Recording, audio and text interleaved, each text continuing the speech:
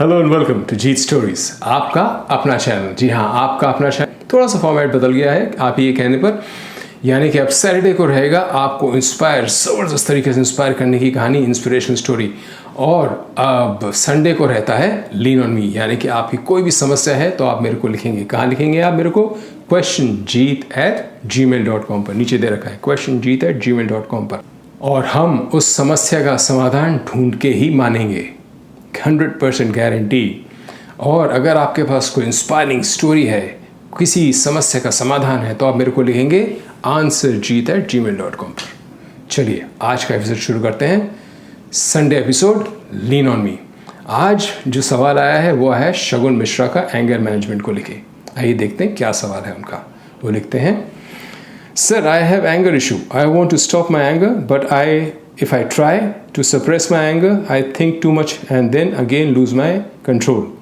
How can I control and suppress my anger without thinking too much about it? Basically ये कह रहे हैं गुस्सा बहुत आता है और जब मैं गुस्से को दबाने की कोशिश करता हूँ तो मैं सोचता रहता हूँ उसके बारे में और फिर मैं एकदम से गुस्से से फट जाता हूँ।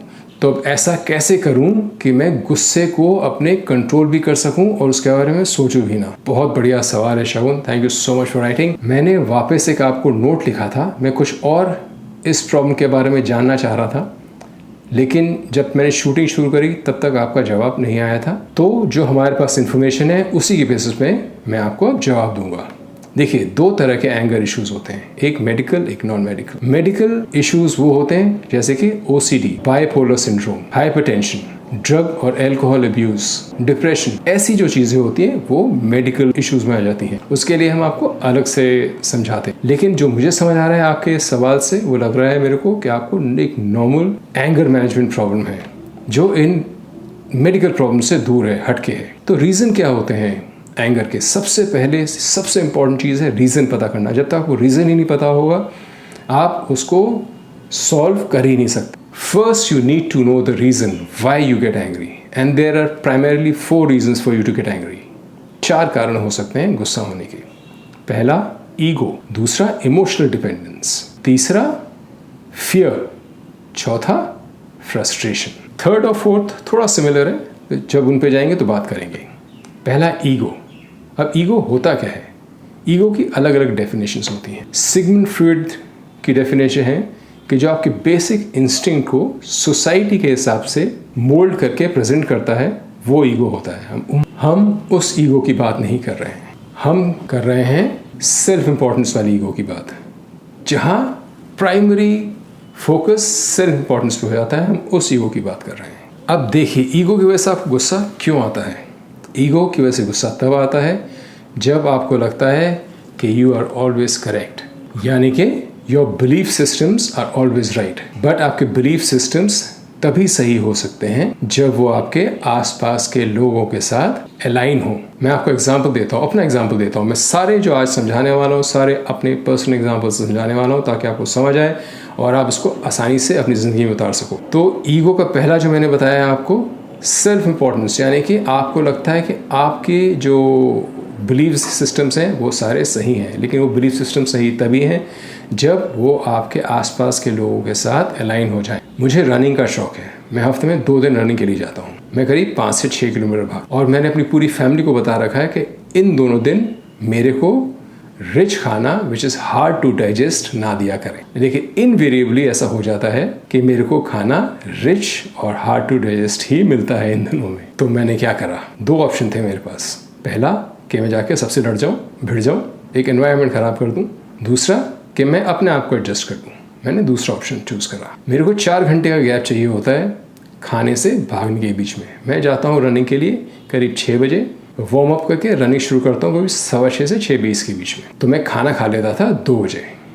अब मैंने क्या करा, जिस दिन भी रिच फूड होता है उस दिन मैं 1 बजे से 5, 7, 10 मिनट पहले ही खा लेता हूँ। So I get an extra 1 hour 15-20 minutes, यानी कि 4 घंटे की जगह 5 घंटे 20 मिनट मेरे को मिलते हैं। तो उसमें क्या हो जाता है, मेरा खाना कंप्लीटली डाइजेस्ट हो जाता है और भागने में कोई दिक्कत नहीं आती। पहला एडवांटेज, घर पे शांति बनी रही। दूसरा एडवांटेज, मेरे दिमाग से जो मेंटल ब्लॉक था मेरा एक कि मैं हैवी खाना आके भाग नहीं सकता, वो मेरे दिमाग से निकल चुका है। अब मैं कुछ भी खा के भाग सकता हूँ, सिर्फ मेरे को गैप थोड़ा लंबा करना होगा। That's it. तो ऐसे ही आपके बिलीफ सिस्टम को भी आपको थोड़ा सा ट्वीक करना पड़ेगा आपको, अगर उन बिलीफ सिस्टम की वजह से आपको बहुत गुस्सा आता है तो। मैं बता रहा हूँ अपने एक्सपीरियंसेस से। दूसरा, हर इंसान का there is a good time, there is a good phase and a bad phase. और जनरली हमको ईगो की वजह से गुस्सा कब आता है? When we are going through our high, when we are going through good times. But याद रखो, हर इंसान का अच्छा समय आता है तो वो हमेशा नहीं रहता, और बुरा समय आता है तो वो भी हमेशा नहीं रहता। तो जब आप ऊपर जा रहे हो तो इन गुड टाइम्स, तो जिनको आप ठोकर मार के जा रहे हो वही आपको हो सकता है नीचे आते में मिले। बहुत ज़रूरी है टू ट्रीट एवरीबडी वेल। अब मैं आपको 3 लाइव एग्जाम्पल्स दे रहा हूँ रैग्स टू रिचेस की। हर एक बच्चे को इस एग्जाम्पल से रिलेट कर सकता है, हर एक इंसान इस एग्जाम्पल से रिलेट कर सकता है। पहला example, Dhiru bhai Ambani, complete rags to riches. Export का बिजनेस शुरू किया था, 500 रुपए थे जेब में। Went on to become the biggest industrial house in India. At the age of 59 he suffered a stroke और उनका राइट हैंड पैरालाइज हो गया। जब उनका जीवन का वो मोड़ आया कि बड़ा बेटा 30 साल का हो गया था, बिजनेस संभालने लायक हो गया था और वो आराम से बैठ के थोड़ा रिलैक्स कर सकते थे, ही सफर्ड अ स्ट्रोक और राइट हैंड उनका पैरालाइज हो गया। उसके करीब 18 साल बाद वो दुनिया छोड़ गए। दूसरा example, Rakesh Jhunjhunwala, net worth 42,000 crore, started with 5,000 rupees. Trading इन्होंने 5,000 रुपये से शुरू करी थी। Died at the age of 62। उससे पहले इनको chronic diabetes, heart problem, lung problem, organ failure, दुनिया भर की चीज़ें हो गई थी। तीसरा example, Anshuman Jain, global head Deutsche bank, was heading Deutsche Bank at the age of 45, suffered from cancer and passed away at the age of 59. These people had historical rises. लोग तो पता नहीं क्या कुछ भगवान के आगे मांगते होंगे कि ऐसा जीवन हो जाए, लेकिन इन लोगों के भी डाउनफॉल्स आए, और डाउनफॉल्स भी ऐसे आए कि बिल्कुल ख़त्म ही हो गए, दुनिया छोड़ गए। तो अगर आपको गुस्सा इसलिए आता है बिकॉज यू नो हाई, तो ये समझ लो फिर की घूमेगी। और अगर आपको गुस्सा इसलिए आता है बिकॉज यू नो लो, तो वो भी फिर की घूमेगी। बट अपने एटीट्यूड को ताक पे रख के काम करो अगर आपको तरक्की करनी है ज़िंदगी में। If you have to rise long term, तो अपने एटीट्यूड को कि भाई मैं हमेशा सही हूँ, ईगो को ताक पे रख के काम करना हमेशा। गुस्सा आपका ज़ीरो हो जाएगा, ज़ीरो। पहला, गुस्सा की वजह ईगो। दूसरा, इमोशनल डिपेंडेंस। ये एक बहुत ही वीक पॉइंट होता है हर इंसान का। इमोशनल डिपेंडेंस कब होती है? जब कंडीशनल लव होता है। When you expect something from your partner, it can be your wife, your girlfriend, your parents, your children, anybody. जो आपके साथ रहते हैं लोग, जो आपके साथ होते हैं लोग, चाहे वो ऑफिस में हो या घर में हो, उन पे जब इमोशनल डिपेंडेंस यानी कि एक्सपेक्टेशन आ जाती है, तब सबसे ज़्यादा गुस्सा आता है। तो आज के बाद सारे रिलेशनशिप्स को अपने जो आपके पास आसपास, चाहे वो ऑफिस में हो या घर पे हो, उनको अनकंडीशनल बना दो। ज़रूरी नहीं है कि हर एक इंसान आपके हिसाब से काम करे। ज़रूरी नहीं है कि आप जब घर जाओ तो आपकी बीवी आपके लिए चाय दे। ज़रूरी नहीं है कि आप जब ऑफिस में हो तो आपके कुलीग हमेशा आपसे एग्री करें। अगर आप गलत कहोगे तो they have the right to say your wrong boss, accept it. जब आप ऐसा प्रैक्टिस करोगे तो आपकी इमोशनल डिपेंडेंस कम हो जाएगी। एंड इमोशनल डिपेंडेंस आपको लॉन्ग रन में वीक ही बनाती है। और जहाँ आपको ऐसा लगे कि इमोशनल डिपेंडेंस की वजह से आपकी रिलेशनशिप टॉक्सिक हो गई है, अनकंडीशनल लव देने के बावजूद आपकी रिलेशनशिप टॉक्सिक हो गई है, तो वहाँ लेट गो, जाने दो। मैं आपको जब से मैंने वीडियोस बनाने शुरू करे हैं तब से मैं बता रहा हूँ आपको, लेट गो। कल की स्टोरी जो है, फ्राइडे की स्टोरी ज़रूर देखना है, सभी देखना। उसमें मैंने बहुत अच्छी एक स्टोरी बताई है, why letting go is so important. तो इमोशनल डिपेंडेंस तो करनी ही नहीं है। पहला ईगो, दूसरा इमोशनल डिपेंडेंस, तीसरा फियर, डर सभी समस्याओं की जड़। डर सभी समस्याओं की जड़ होती है। आप वो करो जो आपके बस में है, जो आपके हाथ में है। भगवत गीता का मूल, the basic teaching, the primary teaching of Bhagavad Gita is, आप अपना कर्म करो to the best of your ability. Result आपके हाथ में नहीं है।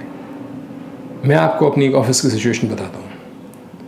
मैंने किसी को एक प्रेजेंटेशन बनाने के लिए दी, वेरी हार्ड वर्किंग सोल, वो आया मेरे पास 2 आवर्स बिफोर द प्रेजेंटेशन, मेरे को भी किसी को आगे दिखानी थी, और आके कहता है कि सर ये बनी है मेरे से presentation, but I don't think it's perfect. मैंने देखा उसको और बिल्कुल सही कह रहा था, ठीक नहीं थी, लेकिन उसका 100% एफर्ट था उसमें। तो मैंने क्या करा, I recognise his effort and I suggested a few changes, और किसी और से बात करने को बोला, और वो 2 घंटे बिल्कुल परफेक्ट करके लेके आ गया। तो उसने क्या करा, अपना 100% दिया, रिज़ल्ट की परवाह नहीं करी, और डरा नहीं, आगे सीधा मेरे से बात करी। ये हमेशा दिमाग में रखो, गिव योर 100% बिकॉज रिज़ल्ट आपके हाथ में नहीं है। There are external factors that affect your result. तो बिल्कुल हट के अपनी से अटैचमेंट से बिल्कुल दूर होके अपना काम करो, and do not get attach to the result. You will never face fear ever in your life. और एक बार फियर नहीं हुआ तो फिर एंगर आने का मतलब ही नहीं है, because anger is a natural outcome of fear. Fear आज से बंद। और फ्रस्ट्रेशन, चौथा फ्रस्ट्रेशन। फ्रस्ट्रेशन आपको कब होती है? फ्रस्ट्रेशन आपको तब होती है जब सिचुएशन आपके कंट्रोल के बाहर हो जाती है। जैसे फॉर एग्जांपल, फ्रस्ट्रेशन सबसे बड़े एग्जांपल्स होते हैं ऑन रोड। 2 दिन पुरानी बात है, हम लोग ट्रैफिक में फंसे हुए थे, ट्रैफिक वॉज नॉट मूविंग, करीब 15-20 मिनट हो गए थे। एक मेरे सामने गाड़ी थी, तो एक बाइक वाला आया कहीं से निकालता, वो हल्के से उस गाड़ी पे छू गया। तो उस गाड़ी वाले ने गुस्से में बाहर निकला, देखा उसने हल्का सा स्क्रैच था, बाइक वाले को देखा और सिर हिला के अंदर बैठ गया। I think that was a very smart thing to do. अगर कोई और होता तो हो सकता है बाइक वाले को धक्का देता है, थप्पड़ मारता, गाली देता, कुछ करता। अगर बाइक वाला चुपचाप सुन लेता तब तो बात अलग है, लेकिन अगर बाइक वाला भी उलट के एक थप्पड़ मारे तो वो फ्रस्ट्रेशन उसके अंदर हफ्ते 10 दिन तक बनी रहती, गुस्सा उसके अंदर उसी को खाता रहता अंदर ही। तो कभी भी ऐसी सिचुएशन हो, handle it with piece, handle it with gentleness, क्योंकि कोई भी आपका जानी दुश्मन सड़क पे नहीं घूम रहा है या आपके पीछे पीछे नहीं घूम रहा है आपका बुरा करने के लिए। These things happen, shit happens, and you have to let go of it. अब इन चारों, यानी कि ego, emotional dependence, fear and frustration, मैंने इन चारों के आपको अलग अलग रीजंस और अलग अलग रेमेडीज़ बताई हैं, लेकिन एक इनका अंडरलाइन कनेक्ट ये है, आप इन चारों सिचुएशंस में अपने आप को अपने से अलग होकर देखा करो। This is not easy to do when you observe your self as an outside observer, लेकिन आप ट्राई आज से कर सकते हो। Try from today to observe your self as an outsider. जब भी किसी भी वजह से गुस्सा आए, अपनी बॉडी से अलग होकर अपने आप को एक थर्ड पार्टी की तरफ से देखो, एक न्यूट्रल पॉइंट ऑफ व्यू से देखो। क्या सही है क्या गलत है वो समझ आएगा आपको जब आप मैं अहम से हट के देखोगे अपने आप को। I hope you understanding. थोड़ा सा डीप है, समझने में टाइम लग सकता है, but watch this video again, watch all the 4 points again, and then try and understand what I am saying now. अपने आप को एक साक्षी भाव से देखो, एज अ थर्ड पर्सन देखो आप अपने आप को। You will very naturally know whether your right और यूर रॉन्ग। अगर आपने अपने आप को third party, third point of view से देख लिया तो आपको गुस्सा आना वैसे ही ख़त्म हो जाएगा। लेकिन इन चारों पॉइंट्स को बार बार याद रखना है। Ego, emotional dependence, fear and frustration are the 4 main reasons, और इन चारों को जड़ से कैसे हटाया जाए वो मैंने आपको चारों के साथ साथ बताया है।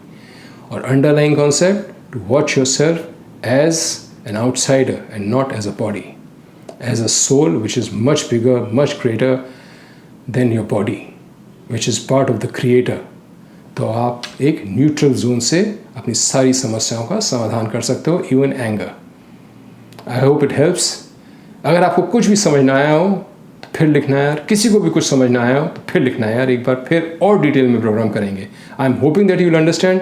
लेकिन अगर अंडरस्टैंड नहीं कर पा रहे हो आप तो फिर लिखना है एक बार, शगुन या कोई भी और, and I will go deeper into it. लंबा हो जाएगा वीडियो, कोई बात नहीं, I will go much deeper into it and explain it to you again. मिलते हैं नेक्स्ट फ्राइडे ध्यान योग के वीडियो के साथ, और सैटरडे को इंस्पिरेशन स्टोरी, और संडे को लीन ऑन मी। जय हो, चलिए अगेन, बाय बाय।